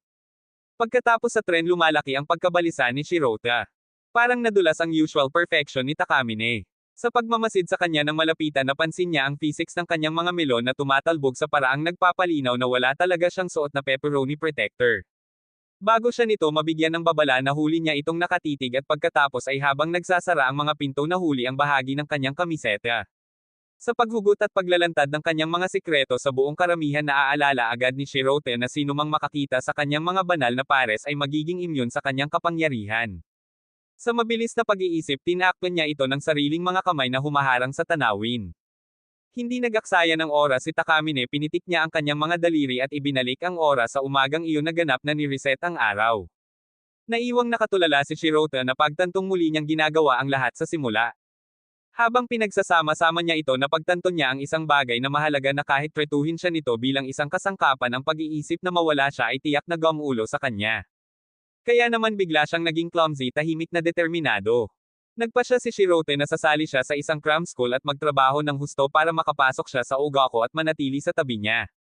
Ngunit sa pagpasok niya sa cram school sa unang pagkakataon na handang itapon ang sarili sa pag-aaral hindi niya inaasahang nabangga niya ang isang nakamamanghang blonde isang animated na bersyon ni Margot Robbie na tumitingin sa kanya ng may pagkilala sa kanyang mga mata. Nag-freeze si Shiroto na huli ng tuluyan. Sa sandaling magtama ang mga mata nila sumugod ang blonde na babae at niyakap si Shiroto niyakap siya ng mahigpit. With a bright grin she introduced herself as Ellie. Pagkatapos nilang mag-sign up para sa mga aralin natural na naglalakad ang dalawa ng magkasama at ang mga alaala ay nagsisimulang bumalik sa Shiroto. Napagtanto niyang huli niya itong nakita halos 5 taon na ang nakalilipas habang si Ellie naman ay natatawa habang inaalala kung paano siya mas matangkad sa kanya noon at napansin niyang malaki na ito. Noon walang katapusan silang naglalaro hanggang sa pinaghiwalay sila ng pag-enroll sa iba't ibang paaralan. Sinabi ni Shiroto na malaki na ang pinagbago niya dahil mas mature siya naka-estilo at dinadala ang sarili ng may nakakagulat na kakisigan. Ipinagmamalaki ni Ellie ang papuri pinalipad ang kanyang buhok habang ipinapahayag na siya ay gumagawa ng amateur na pagmomodelo. Pagkatapos tatanungin niya kung may plano ba siya pagkatapos. Kapag umamin siyang hindi agad siyang hinailan nito patungo sa parke kung saan sila naglalaro noong mga bata pa. Sa sandaling dumating sila napansin ni Shirota ang pamilyar na hagdanan na humahantong sa mismong lugar kung saan siya unang nakatagpo ni Takumi ngunit sa kasalukuyan hindi niya naaalala ng malinaw ang alaala. Habang siya ay nawawala sa pag-iisip biglang inagaw ni Ellie ang kanyang kamay at hinaila siya patungo sa fountain kung saan sila minsan ay nag-away ng water balloon. Tuwang-tuwa tinanong niya kung gusto niyang maglaro muli ngunit si Shirota na ngayon ay mas may kamalayan sa sarili ay nakaramdam ng kahihiyan na itinuturo na hindi na sila maliit. Si Ellie na walang pakialam sa kanyang pag-aalinlangan ay humawak pa rin ng mga lobo. Ang kanyang enerhiya ay hindi mapigilan tulad ng mga nakaraang taon. Habang pinupuno niya ang mga ito para kay Shirota masaya niyang ipinaliwanag muli ang mga patakaran na parang walang nagbago. Ngunit pagdating sa pagpuno ng mga lobo para sa kanyang sarili pinipili niya ang mga malalaking lobo na nagpapasikat sa kanyang mga pisngi ng may determinasyon. Biglang sumabog ang isa sa kanyang mga kamay binabad siya mula ulo hanggang paa. Mabilis na inalok siya ni Shirota ng tuwalya ngunit kinawayan ito ni Ellie nang may ngiti na ipinahayag na hindi niya ito kailangan dahil wala man lang siyang suot na plot armor. Ang isang linyang iyon ay nagpapatiklop kay Shirota kaya sa gulat ay iminumungkahi niyang magpalamig sila ng ice cream sa halip. Habang papunta sa tindahan ay hindi niya maiwasang mag-alala. Napaka-carefree ni Ellie at walang nagbabantay at kung mahuli man siya ni Takamine sa ganitong sitwasyon ituturing niya si Ellie na parang ragdoll. Sa oras na bumalik siya na may dalang tuwalya at dalawang cone ng ice cream casual na itinaas ni Ellie ang kanyang kamiseta upang ipakita na natuyo na siya halos kumikislap sa buong parke. Halos malaglag ni Shirota ang mga cone sa takot na nagmamakaawa sa kanya na huwag ilantad ang kanyang mga melon sa publiko.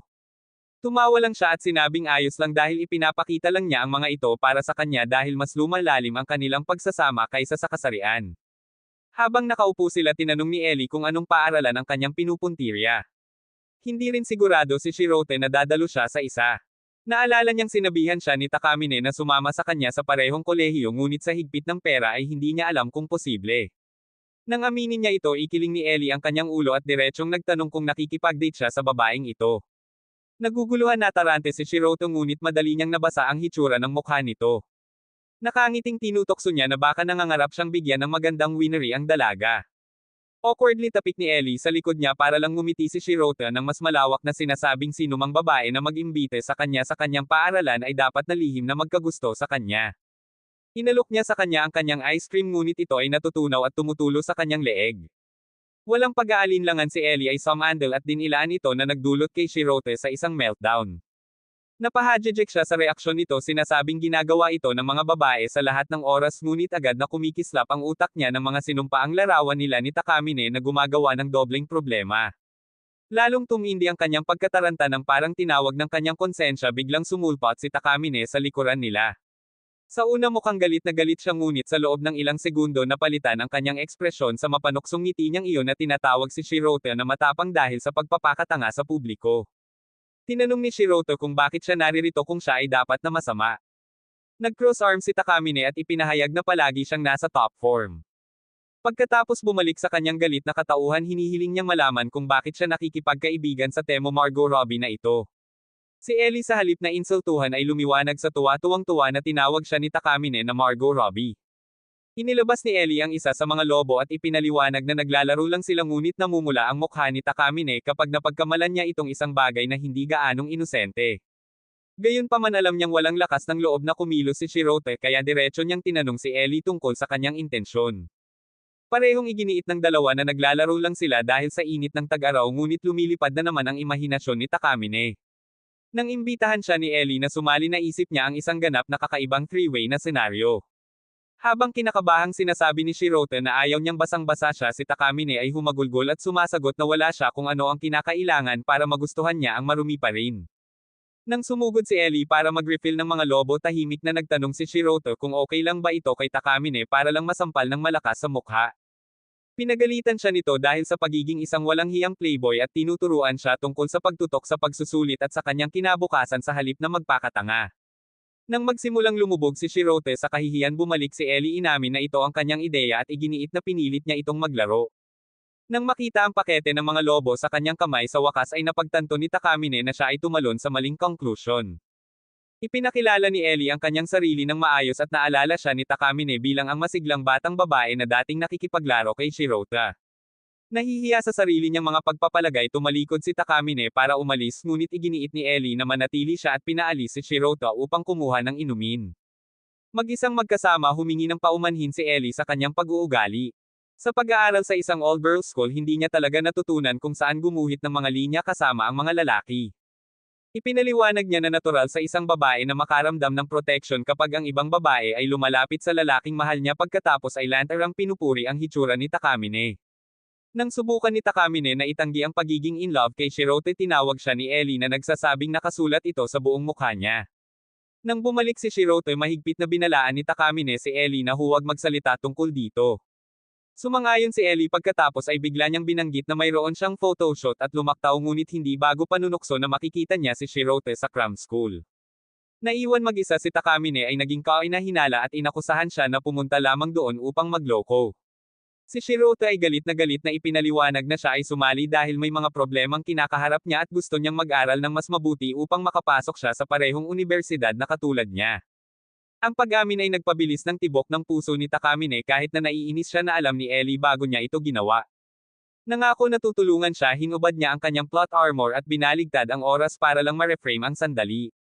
Sa pagkakataong ito hiniling niya na pasalamatan siya sa halip na makipagtalo ibigay sa kanya ang kanyang damit na panloob at utusan itong ibalik ito sa kanya. Habang nag-aalangan itong ginagawa mahina niyang inamin na hanggang dito lang siya dahil nagsusumikap siya para sa kanya. Kapag tapos na siya hinawakan niya ang kamay niya at may pilyong ngiti sinabi sa kanya na iuuwi niya siya para maubos ang katas ng utak niya sa pag-aaral. Nang gabing iyon nag-aaral si Shirote sa ilalim ng kanyang mapagbantay na mata struggling to focus with Kuro also being there.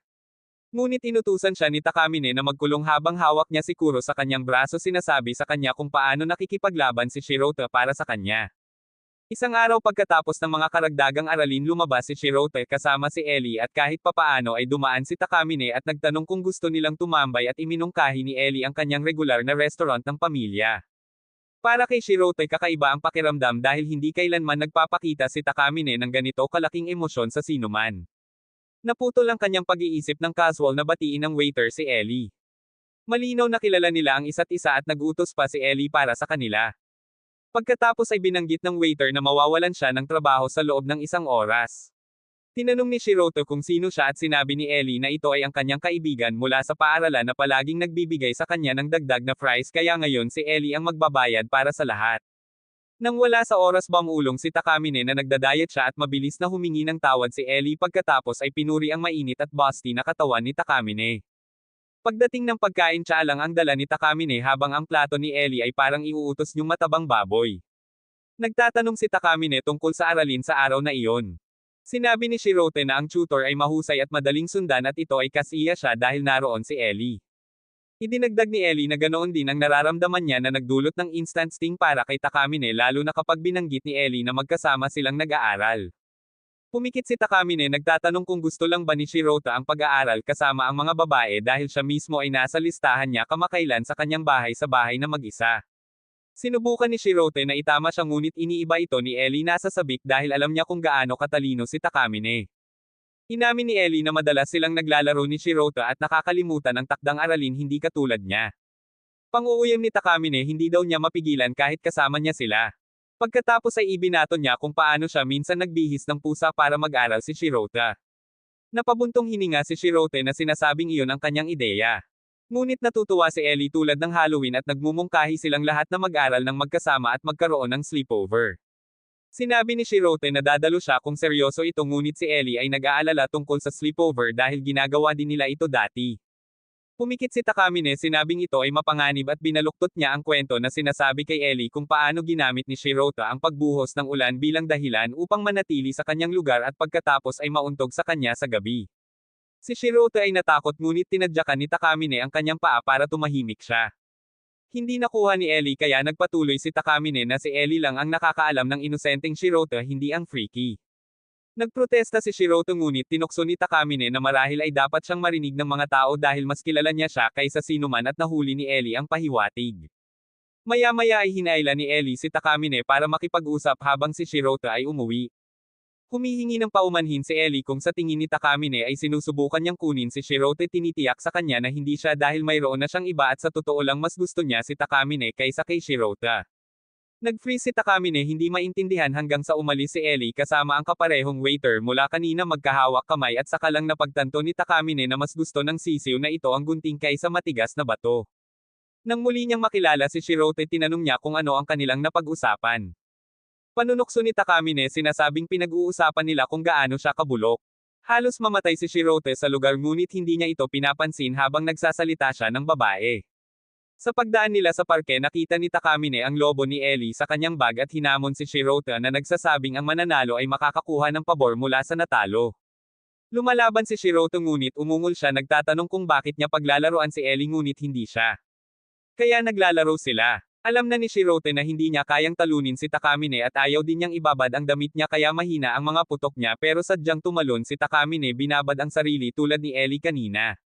Shiglers nagtatanong kung nakita lang niya ang isang basang babae sa araw na iyon o kung ito ay isang bagay na higit pa. Natarante si Shirote na ikinagalit niya at sabay-sabay niyang ibinato ang 4 na lobo sa kanya.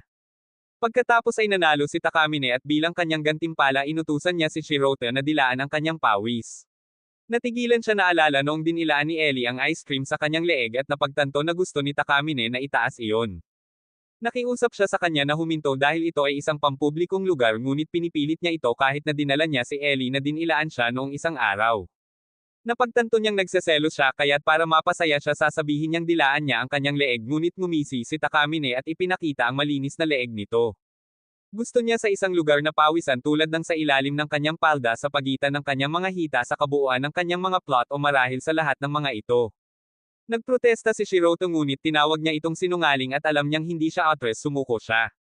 Sa likod ng mga puno itinaas ni Takamine ang kanyang damit. Lumuhad si Shirote at naguguluhan sa kanyang maselang balat pinili ang kanyang tiyan. With all that tension he did it while Takamine trying hard not to make a happy pleasure noise. Kapag natapos na ito sinabihan niya itong huwag mag-overthink dahil hindi pa sila gaanong nagkikita lately at gusto lang niya itong makasama. Humihingi pa siya ng tawad dahil ang mga alaala niya kay Ellie ay napalitan na niya ngayon ngunit sapat na ang sinasabi nito at kinukumpirma sa kanya na nagseselo si Takamine. Ngunit ang init ng sandali ay naabutan at si Shirote ay nauwi sa lagnat hinimatay. Sa huling araw ng tag-araw magbabakasyon sina Shirote at Takamine. Tinulungan niya itong mag-aral ng hindi humihingi ng anumang kapalit ngunit nais niyang gantihan siya kaya minsan ay gusto niya maging isang maginoo. Naglalakad sila at binanggit ni Shirote ang pagnanais ng kape. Si Takamine ay naglalabas ng mga kupon at gaya ng nakasanayan ay gustong kontrolin. Kapag bumalik si Shirote na may dalang inumin nag-rewind siya ng oras para lang ipilit na gamitin niya ang kanyang mga kupon. Hinailapan niya ito sa isang tahimik na lugar na bihira para sa kanya. Mamaya sa isang tindahan itinuro ni Takamine ang isang kuneho na manika na nagsasabing ito ay maganda. Palihim itong binibili ni Shirote at kapag ibinigay niya ito sa kanya sinabi niya mas gugustuhin niyang bigyan siya ng isang bagay kaysa tumanggap. Tinatanong niya kung ano pa ang gusto niyang gawin. Sumakay siya sa bangka dahil ito ang una niya ngunit sa kanya rin pala iyon. Habang siya ay nakaro si Takamine ay naiinis at humihingi ng isang turn. Kapag tumanggi siya tumalon siya sa tubig naghuhubad para i-rewind ang oras. Sa pagkakataong ito ibinalik niya ang kanyang onde sa kanyang sarili. Itinuro ito ni Shirote at bumagyo siya sinabing napakabagal niya. Humihingi siya ng paumanhin nag-aalala na ang paglalakbay ay pag-aaksaya ng kanyang oras ngunit sinabi niya na ito ay dahil itinutulak niya ang kanyang sarili sa halip na i-enjoy ang sandali. Ipinaalala niya sa kanya na ang buong dahilan kung bakit siya dinala dito ay upang bigyan siya ng regalo para sa pagsusumikap at sa wakas ay naiintindihan niya ang kanyang kakaibang pag-uugali kaya pinasalamatan niya ito para sa tulong pag-aaral at bakasyon. Ang katapatan na iyon ay nahuhuli sa kanya. Naguguluhan sa wakas ay pumayag si Takamine na sundin ang kanyang pangunguna sa natitirang bahagi ng biyahe. Pagkalipas ng ilang araw si Shirote ay dapat na mag-aral kasama si Takamine ngunit sa daan nakasalubong niya si Ellie at kahit papaano ay nakipagtagpo siya. Natapos silang tatlo sa pag-aaral ng magkasama ngunit galit na galit si Takamine habang si Ellie ay nasa buwan na nasa silid ni Takamine at inamin pa niyang noon pa man ay gusto na niya itong pag-aralan. Hindi kaya ni Takamine. Siya snaps nagtatanong kung bakit Ellie ay hindi na lang pumunta sa pag-aaral sa kanyang scissor lover sa halip. Nagkibit-balikat si Ellie sobrang busy daw si Rurika lately kaya wala siyang mapaglalaroan. Tinahol siya ni Takamine na maglaro sa palaruan kung gusto niya ng mga laro ngunit hindi naman nasaktan si Ellie. At doon naalala ni Shirote ang minsang sinabi ni Ellie na mas gusto niya ang mga babae. Ang kanyang hinala ay napatunayan sa sandaling si Ellie ay casual na sumundot sa mga ari-arian ni Takamine habang nagtatanong sa kanya. Agad na tumayo si Takamine at pinalabas si Shirote para bumili ng inumin. Gusto niyang tumanggi na tatakot na iwan siyang mag-isa kasama si Ellie ngunit isang nakamamatay na sulyap mula kay Takamine ang nagpatakbo sa kanya. Mag-isa hindi umimik si Takamine. Sinabihan niya si Ellie na umalis na sinasabing mahirap na ang pagtuturo kay Shirota nang walang ibang idiot na naruroon. Tumawa lang si Ellie pero bago umalis tinanong niya kung may relasyon si Takamine kay Shirota. Tinanggihan ito ni Takamine ngunit nakikita ito ni Ellie. Tinutokso niya na mahirap lapitan si Shirota laging nawawala ang mga pahiwatig na makakapagpapagod sa sinuman. Tinamaan nito si Takamine at inamin niyang tama si Ellie dahil kahit anong pilit niyang akitin siya hindi napapansin ang kanyang makapal na bungo. Nagulat si Ellie sa kanyang katapatan at backpedals ni Takamine na nagsasabi na ito ay tungkol sa isang kaibigan niya. Si Ellie ay nakikipaglaro at nagtanong kung ano ang ginawa ng kaibigang ito. Ibinuhos ni Takamine ang lahat ng ito mula sa pagkilos na parang pusa. Ang pagkabansot sa banyo bawat maliit na pagtatangka si Ellie ay naninibugho ngunit pinipigilan ang kanyang bibig. Nagpatuloy si Takamine na nagsasabi na kung ang lalaki ay hindi makatanggap ng mga pahiwatig mula sa isang babae na kasing husay ng kanyang kaibigan kung gayon may mali sa kanya.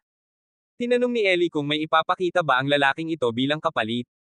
Saglit na iniisip ni Takamine ang isang gabi nang ang lalaki ay sumugod sa kinaroroonan ng kanyang kaibigan nag-aalala tungkol sa kanya kahit na nagpaplano ng isang petsa at nag-aaral ng mabuti upang makapasok sa parehong campus. Halos sumabog si Ellie sa pakikinig kay Takamine na patuloy na tinatawag ang kanyang sarili na kaibigan at si Shirota ang lalaki. Inilalarawan siya ni Takamine bilang simple hindi partikular na espesyal ngunit taos puso at isang taong kumikilos nang wala sa responsibilidad. Si Ellie ay tumalon na nagpapahayag na kung ang isang tao ay handang italaga ang kanilang sarili tulad ng pag-aaral para sa kanya at magplano ng hinaharap kasama siya kung gayon iyon ay pag-ibig payak at simple. Nag-freeze si Takamine dahil hindi niya binanggit ang kanyang katangahan ngunit sinabi ni Ellie na ito ay hula lamang. Pagkatapos ay tinanong niya kung pumunta si Ellie dito para lang hawakan ang kanyang hindi mapaglabanan ng mga ari-arian. Humingi ng tawad si Ellie ngunit sinabi niyang hindi niya ito kasalanan. Ang katawan ni Takamine ay magnetic sa mga lalaki at babae. Ngumisi si Takamine pagkatapos ay nag-alok na hayaan siyang hawakan pa rin sila. Sa pagbabalik ni Shirota kalahating inaasahan niyang itinapon ni Takamine si Ellie gamit ang isang suplex ngunit ang mga tunog mula sa loob ay nagpapakuryo sa kanya. Mula sa silid narinig niya si Takamine na pinapagalitan si Ellie na huwag hawakan ito ng mahigpit habang si Ellie ay bumubulusok na ito ay masyadong malambot. Halos mawala ng malay si Shirota ngunit pagkatapos ay humirit ng malakas si Ellie tungkol sa ayaw niyang dilaan. Nagiging ligaw ang imahinasyon ni Shirota hanggang sa napagtanto niyang naglalaro lang sila ni Kuro. Lumipas ang mga araw at nagsisimula na ang tag-ulan. On the way to school Shirota and Takamine is glad huminto na ang ulan kaya hindi nabasa ang uniform nila. Ngunit sinabi ni Takamine na pabor ito sa kanya na parang nawala ang kanyang plot protector maaari niyang itago ito sa ilalim ng kanyang blazer. Hindi tulad sa tag-araw na ang kanyang mga mahalagang bahagi ay napakadaling makita doon na pagtanto ni Shirota na sa tuwing isusuot niya ang kanyang blazer kadalasan ay wala siyang suot. Napansin niya ang mukha nito at tinanong kung boring ang kanyang kwento ngunit napakabilis niyang umiling kaya nagpasya siyang maglaro. Sinabi niya sa kanya na tumalikod at kapag siya ay tapos na sa pag-rewinding ng oras kailangan niyang hulaan kung aling damit na panloob ang nawala sa kanya bago sila makarating sa istasyon ng tren at ang mananalo ay mag-utos sa natalo. Para kay Shirota puro sugal. Tinukso siya ni Takamine na gamitin ang kanyang nabubulok na mga kasanayan sa detector upang makita ang tunog ng pagkuskos ng tela sa paraan ng paglalakad niya ngunit sumigaw siya na hindi siya isang uri ng wizard. Pinaninindigan niya na kapag nanalo siya maaari niyang pag-aralin siya sa isang swimsuit. Para sa kanya isang pagpapala ang pagpayag sa isang mababang buhay na tulad niya na mag-utos sa kanya. Tumanggi siya sinasabing ayaw niya iyon at tinanong niya kung ano ang gusto niya kung manalo siya. Sinabi niya sa kanya na nais niyang itali siya at iparinig sa kanya ang kanyang boses ng paulit-ulit sa buong gabi gamit ang mga headphone at pakiramdam ni Shirota ay gumuho ang kanyang dignidad. Gayunpaman sinisikap niyang suriing mabuti ang kanyang paglalakad. Kapag may nakita siyang puddle naisipan niyang gamitin iyon para sumilip sa ilalim ng palda niya pero pinigilan niya ang sarili. Sa istasyon tinatanong niya ang kanyang sagot. Hulaan niya na nawala ang kanyang pang-itaas at sinabi niya sa kanya na mali ito at iyon ang pang-ibaba niya. Tinukso niya na marami siyang pagkakataon ngunit hindi niya ito ginamit at inamin ni Shirota na hindi niya kayang sumilip sa ilalim ng kanyang palda. Mukhang bigo si Takamine inamin na sana ay tama ang nahulaan niya kahit na hinayaan niya ang sarili na dumaan sa puddle na iyon para sa kanya. Nang marinig iyon natigilan si Shirota nang malaman niyang gusto talaga siyang sumilip. Mamaya sa tren pinag-uusapan nila ang pagdiriwang ng paaralan. Ang kanilang klase ay gumagawa ng isang Cinderella play at ang guro ay malapit nang magtalaga ng mga tungkulin ngunit si Shirota ay umaasa sa walang mahalaga. Ipinaalala sa kanya ni Takamine na noong nakaraang taon ay isa lamang siyang human standee para sa signboard ng klase. Nahihiya tinanong niya kung paano niya nalaman at sinabi niyang alam niya ang lahat. Pagkatapos ay idineklara niya na siya ang magiging Cinderella kaya kailangan din ni Shirota ang isang papel. Sa klase si Takamine ay nakatayo sa harap at humihingi ng mga voluntaryo. Pagkatapos lahat ay sumang-ayon na dapat siya ay Cinderella. Pagdating sa staff walang nagtataas ng kamay para sa sound crew kaya nag-volunteer si Shirota para lang kay Takamine na i-rewind ang oras at harangan ito. Kinaladkad niya siya sa harap sa ilalim ng dahilan ng pagsusulat ng mga pangalan. Nang walang pagtakas tumabi sa kanya si Shirota hanggang sa kusa niyang idiniin ang panaderye sa kanyang pangga at pagkatapos ay yumuko sa desk nagtatanong kung sino ang gustong maging prinsipe. Halos mag-collapse si Shirota dahil sa heatstroke ngunit walang nakapansin. Maraming mga batang lalaki ang nagboluntaryo hanggang sa ang pinakasikat na lalaki si Seiya ay tumayo at kasama niya ang iba ay bumalik. Ibinulong ni Takamine na si Seiya ay maaaring maging kanyang pangalawang on-this career dahil bilang prinsipe ay magiging malapit siya sa kanya at siya ay matalino at madaling blackmail sa kanya para sa mga pabor. Nakakatakot ang ideyang iyon kay Shirota dahil ayaw niyang bihagan ni Seiya si Takamine kaya nang walang ibang pagpipilian ay nag-sign up din siya upang maging prinsipe. Tuwang-tuwa si Takamine nang mag-sign up si Shirota para sa paglalaro kahit nakitang-kita na ang presensya ni Seiya ay pumukaw ng bigla ang lakas ng loob. Nang pumasok ang mga boto natalo si Shirota kay Seiya nang walang tanong. Habang pauwi tinanong ni Shirota kung talagang sinadya niya ang sinabi niya tungkol sa paggawa kay Seiya bilang kanyang pangalawang tagapagdala ng wardrobe. Huminto si Takamine lumingon sa likod at inamin na ito ay isang lansihin lamang para magpalista siya bilang prinsipe. Pero dahil natalo siya pwede na siyang maging bantay ng prinsipe which means maraming stage time pa rin. Patuloy siyang naglalakad at idinagdag na ayaw niyang ma-stalk siya bilang crew sa likod ng entablado dahil sa kaibuturan niya ay gusto niyang mag-enjoy pa siya sa festival. Habang papalapit ang kaganapan nagiging araw-araw ang mga pag-eensayo sa huling araw ng paghahanda lahat ng walang papel ay napipilitang pumasok sa mga tungkulin sa backstage. Personal na ibinibigay ni Takamine kay Shirota ang kanyang gawain na agad na pinadalhan ng kanyang galit na fan club. Napagtanto ni Shirota na si Takamine ay hindi kailanman nakikipag-ugnayan sa kanya ng hayagan sa paaralan hanggang ngayon at iyon lamang ang nagpapakaba sa kanya dahil palagi siyang may plano. Habang nagpipintura ng mga tanawin ginulo niya ang mga ilaw pinagalitan siya ng isang kaklase na nagsasabing walang oras upang ayusin ito at ang mga bulungan tungkol sa kanya na walang silbi ay kumalat. Bago ito lumaki ni rewind ni Takamine ang oras hinailan niya siya sa likod ng backdrop at pinagalitan siya mismo habang siya ay nagtatrabaho. Tapos habang sinusuot niya ang kanyang undies may tumawag sa kanya. Inilabas ni Takamine ang kanyang ulo na iwan si Shirota na nanginginig habang sinusubukan niyang hindi masira ang trabaho. Ang tensyon ay parang isang bombang tumatak ngunit nananatili siyang ganap na kalmado. Nang sa wakas ay lumabas na siya ang undies ay nasa kalahati pa rin. Gusto siyang bigyan ng babala ni Shirota ngunit bago niya magawa lumundag siya upang suluhin ang isang nahuhulog na tabla na maayos na hinaila ang mga ito sa lugar sa kalagitnaan ng pagtalon. Siya ay natigilan sa kanyang kalmado ngunit sinabi lamang nito sa kanya na bumalik sa trabaho. Pagsapit ng gabi kumpleto na ang set mataas ang buwan at nagbigay ng maikling talumpati si Takamine bago pa uwiin ang lahat maliban kay Shirota at tinawag niya ito sa rooftop. Siya ay naghahanda para sa isang pag-alitan ngunit sa halip ay gusto lamang nitong i-enjoy ang kalangitan sa gabi alam na ito ang kanilang huling pagdiriwang sa paaralan bago ang pagsusulit. Inamin ni Takamine na palagi siyang minamahal sa gabi bago ang pagdiriwang lalo na ngayong taon kasama ang kanyang wardrobe carrier sa kanyang tabi. Nais niyang magkita sila noong unang taon. Napagtanto ni Shirota na dinala niya siya dito para lang makihalubilo at ipinangako niyang makakasama rin niya ito sa campus festival dahil determinado siyang manatili sa kanya hanggang sa kolehiyo. Tumahimik si Takamine sa kainamin na dati ay ayaw niya kay Cinderella. Kinasusuklaman niya ang ideya na manatiling tahimik tungkol sa kung ano ang gusto mo at sa kanya kung gusto mo ang isang bagay ipinaglalaban mo ito at walang mga fairy godmother sa totoong buhay. Gayunpaman naiintindihan niya ang holo ni Cinderella ang pagkabigo sa pagnanais ngunit hindi niya kayang hawakan. Sa pagkakataong ito masasabi na niya ito sa wakas. Humakbang papalapit si Takamine at hinawakan ang kamay ni Shirota.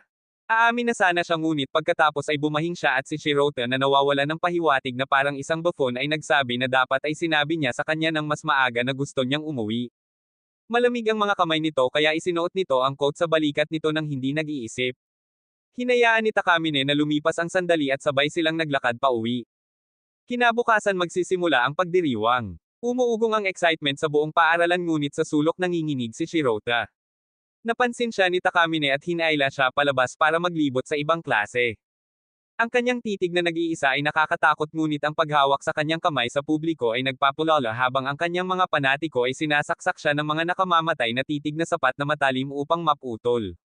Pagkatapos kinaladkad niya siya papasok sa haunted house at sa loob naisip ni Shirota na ang paglayo ng distansya ay magpapababa sa mga chismis. Ngunit si Takamine ay nagsimulang manginig malinaw na takot. Naaalala niya ang kanyang takot sa kulog at nag-alok na umalis ngunit sa pagiging mapagmataas gaya ng dati itinanggi niya na natatakot siya. Ngunit sa sandaling tumalon ang isang multo siya ay sumisigaw at nag-rewind ng oras. Gayunpaman malumanay na nag-alok muli si Shirota at iginiit niyang kumikilos lamang siya na natatakot na pakalmayan siya. Sa loob ng isang minuto isa pang multo ang lilito. Siya ay sumisigaw nag-rewind muli at pagkatapos ay kaina-hinalang nagtatanong kung siya ay Moldita. Tiniyak ni Shirota na peke ang lahat at muli siyang nag-alok na umalis ngunit muli itong tumanggi. Sa ikatlong pagtatangka siya ay tumulak pasulong ngunit kapag ang isang multo ay humawak sa kanyang binti at ang isang gagamba ay bumaba mula sa itaas na wala niya ito. Kumakapit sa damit ni Shirota sa gulo halos kumikislap sa kanya ang lahat. Dalawang batang babae ang nagkataong dumaan at mabilis na nag-iisip si Shirota ay nagkunwaring isa sa mga multo na pinuprotektahan si Takamine hanggang sa makadaan sila. Nang tuluyan na silang makatakas humingi ng paumanhin si Shirota na pagtantong pumunta siya hanggang dito para lang makaabala sa kanya mula sa kanyang mga nerbiyos. Pinalis ito ni Takamine sinabing ang kanyang pagkataranta ay gawa lamang. Pagkatapos ay itinuro niya kung paano siya nag-improvise bilang isang ibig sabihin ay bumubuti siya. Alam ni Shirota na tinatakpan niya ang kanyang kahinaan ngunit hinahayaan siyang magkaroon nito. Pagbalik sa klase biglang nagpanik dahil hindi pa rin nagpapakita si Seiya. Nang bumukas ang pinto napadpad siya sa loob na tila nahulog mula sa isang gusali. Pinupunasan niya ito bilang isang maliit na aksidente bago umubo ng dugo. Ang silid ay sumabog sa gulat at siya ay sinugod sa klinika. Hinimok ni Shirota si Takamine na i-rewind ang oras ngunit hindi niya ginawa. Sa halip ipinahayag niya na kailangan nilang palitan ang prinsipe. Nagyayelo ang lahat. Alam ni Shirota kung gaano kahalaga sa kanya ang dulang ito ngunit seryoso siya. Sa isang oras na lang ang natitira sinabi niya na maaari nilang putulin ang isang hindi mahalagang papel at ang bantay ng prinsipe ay mayroon lamang 2 linya. Si Shirota na ang prinsipe at sa likod ng entablado ibinubulong ni Shirota ang mga linya ng prinsipe sa ilalim ng kanyang hininga. 2 beses pa lang siyang nag-e-ensayo at ang magagawa na lang niya ngayon ay kumapit sa mga pangunahing punto. Sa entablado humigop ang madrasta ng kanyang tsaang umisi at itinapon ito diretso sa damit ni Cinderella. Humihinga lang madla sa biglaang pagsilip sa kanyang mga ari-arian at isang alon ng tagay ang sumabog. Maging si Eli kadalasan ang pinakamalaking taga-suporta ni Takamine ay nagseselos. Ang klase ay nanunood mula sa mga pakpak na gulat sa reaksyon ng karamihan. Nang umalis ang madrasta at kapatid na babae inaawit ni Takamine ang malungkot na bahagi ni Cinderella. Ang engkanto Diyos na ina ay lumitaw pinagpala siya at ang mga kurtina ay nagsara. Pagbukas nilang muli nasilaw si Cinderella sa kanyang magandang gown. Naninikip ang nerbiyos ni Shirota habang paparating na ang kanyang pasukan. Tinapik siya ng isang kaklase sa balikat pinasaya siya. Pagkatapos ay tumawag si Takamine sinasabi sa kanya na magsaya. Nagulat siya at naalala niya ang sandali sa rooftop nang sinabi nitong gusto lang niyang i-enjoy ang festival. Tinawag ang prinsipe at humakbang si Shirota sa spotlight huminga at humarap sa karamihan. Ngunit nang makita niya ang bawat mata na nakatutok sa kanya ang kanyang katawan ay nanlamig at isang salita ang lumabas. Nang makita ang kanyang pakikibaka itinulak siya ni Takamine pababa inalis ang kanyang plot armor at nag-reset ng oras bago siya pumasok. Hinaila siya nito papunta sa silid palitan pinagalitan siya dahil sa pagiging pabaya. Sinabi niya sa kanya na huwag pakialaman ang madla dahil walang pumapansin sa kanya at pinayuhan siya na tumutok na lang sa kanya sa panahon ng pagtatanghal. Harsh ang tunog ng mga salita niya. Ramdam ni Shirota ang kabaitan sa kanila. Sa pagkakataong ito pumasok siya ng may kumpiyansa. Humingi siya ng sayaw kay Cinderella at malugod na tinanggap ni Takamine. Naaliw na pako niya ang kanyang unang linya. Hinihintay ni Shirota ang kanyang solo bago ang kanyang susunod na cue. Nang mamatay ang mga ilaw iminulat niya ang kanyang mga mata at nakitang nakabaon ang kanyang mukha laban kay Takamine. Habang kumakanta siya sa kanyang malaanghel na boses maingat niyang tinutulungan siyang ibalik ang kanyang mga plot protectors. Sa pagbabalik ng mga ilaw nakuha niya ang posisyon sa tamang oras at tuloy-tuloy ang kwento. Sa kasukdulan bumisita ang prinsipe sa bahay ni Cinderella upang subukan ang tsinelas na salamin. Ngunit biglang pumasok si Seiya na sinasabing si Shirota ay isang peking kinuha ang kanyang tungkulin habang siya ay nasugatan. Nag-freeze ulit si Shirota. Dahil wala ito sa script mabilis na nag-adjust si Takamine. Ngunit higit pa ang sinabi ni Seiya na sinasabing hindi dapat hayaan ni Takamine na hawakan siya ng isang marumi magaspang na lalaki tulad ni Shirote na ipinagmamalaki na buong linggo siyang naglalagay ng hand cream. Napagtanto ni Shirote na nagseselos lang si Seiya gustong siya ang hahawakan. Nagalit si Shirote na sinisira ni Seiya ang huling festival ni Takamine. Pinutol siya ipinahayag niya na kahit na siya ay isang impostor hindi siya susuko sa kanya at ang isang taong makasarili gaya ni Seiya ay hindi karapat-dapat sa kanya. Ang kanyang mga salita ay nagpapakilo sa madla si Takamine mismo na naging tunay na bayani ng dula. Tinukso ng tagapagsalaysay ang karamihan nagtatanong kung sino ang pipiliin ni Cinderella. Pero biglang hinalikan ni Takamine si Shirote sa stage na ikinagulat ng lahat. Hinailan niya siya palabas ng entablado at tumakbo ang dalawa palabas ng teatro na nagdulot ng kaguluhan sa mga manunood. Nang maglaon tinanong ng mga batang babae kung talagang hinalikan niya si Shirote at sinabi ni Takamine na ginawa lang niya ang kailangan upang mailigtas ang dula. Habang patapos ang pagdiriwang pinuri niya si Shirote sa kanyang pag-arte. Habang siya ay lihim na nag-iisip kung ang halik ay isang gantimpala para sa pagiging masunurin kapag tinanong niya ito kung bakit siya hinalikan sinabi ni Takamine na gagawin niya ito ng paulit-ulit hanggang sa maunawaan niya na nagpapahiwatig na may higit pa sa likod nito. Ipinapalagay ni Shirote na ito ay dahil gusto niyang maging alipin din niya ito sa universidad ngunit si Takamine na bigo ay muling nag-reset ng oras kapag nagkamali siya. Dahil kailangan niyang dumalo sa seremonya ng pagsasara sinabihan niya itong mag-isip ng mabuti at hanggang sa malaman niya ang tunay na dahilan mananatili siyang pinakamamahal na alipin. At sa huling pagkakataon inilagay ni Shirote ang on-disc kay Takamine ngunit sa pagkakataong ito ay handa na siyang gawin ito palihim na nagnanais na sila ay magkatuluyan ng mahabang panahon.